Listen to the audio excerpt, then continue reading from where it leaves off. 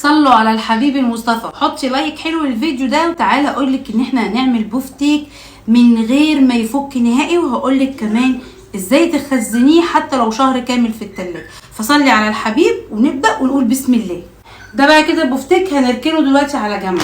نجيب بقى كده الكبه بتاعتنا واحط فيها بصلايه، تمام. كمان هضيف عليها طماطمايه، هاخد الكلام ده اطحنه كويس جدا.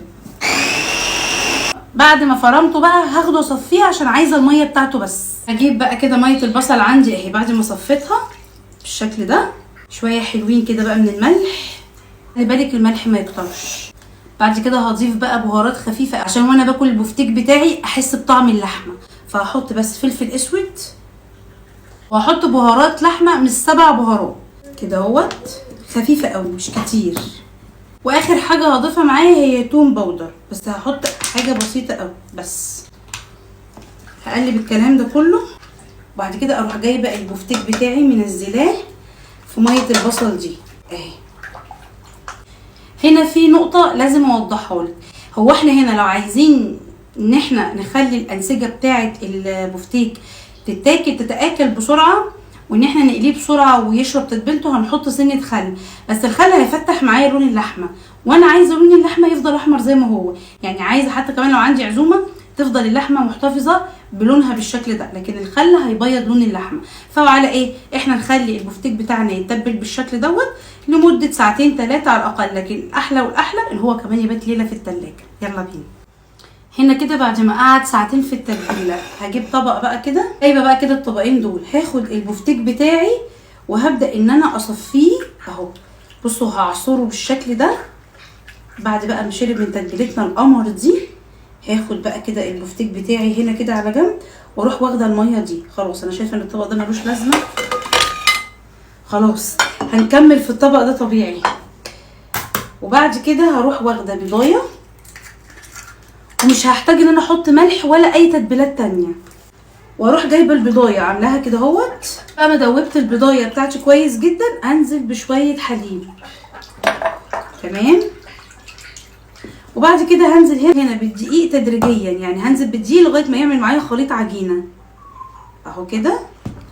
وهبدا بقى ان انا اقلب الكلام ده كله بقى وهوريكم.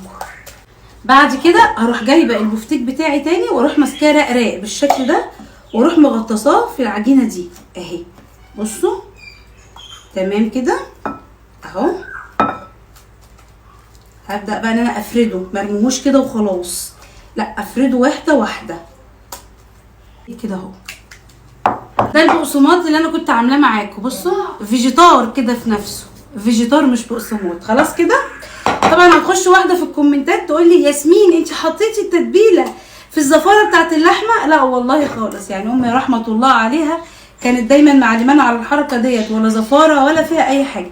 هي اللحمه كلتيها نيه كلتيها كده، هي نفس التتبيله بتاعتها. هنا بقى خلاص اهو ابدا بقى ان انا احط عليه. طب ياسمين انا عايزه اخزنه بالتتبيله ولا اخزنه كده بالبقسماط؟ لا هتخزنيه كده بالبقسماط او بالفيجيتار ايا كان انتوا بتحبوه بايه، تمام اهو. ده الفيجيتار زي ما قلت لكم اللي احنا كنا عاملينه مع بعض. هبدا ان انا هعمل كده اهو واضغط عليه جامد. هبدا اعمل كده واقلب فيه واضغط عليه جامد بالشكل ده، اجيبه كده بالشكل ده، وابدا احطه وارصه على الصاج وادخله الفريزر يجمد لمده مش اقل من 2 ساعتين. وبعد كده بعد ما اجيبه من الفريزر اروح حاطه ما بينه رقات بلاستيك وهو مجمد بقى، احط ما بينه رقات بلاستيك واشيله في اي علبه او اي حاجه، شهر شهرين زي ما انت عايزه. طالعه مصيف مسافره هيطلع معاكي خطير. نيجي للنقطه الاهم، هي وقت القليه عشان ما يفكش مني. هنا كده بعد ما سيبناه والزيت بتاعنا سخن، هنزل بيه بالشكل ده. الزيت عندي مش حامي قوي، بصي لا سخن بس مش قوي. وبعد كده اروح حاطه التانيه اهي، هبدا بقى اروح معليه عليه النار. بقى هنا كده بعد ما نزلته كده في النار حاميه تمام اهو، مش هقلبه خالص غير لما ياخد وش. خلي في علمك النار هنا وسط، النار هنا مش عاليه ولا حاميه، النار هنا وسط يا بنات، ما بتكونش حاميه خالص. لا ازاي اهي، شيلي وحطي فيها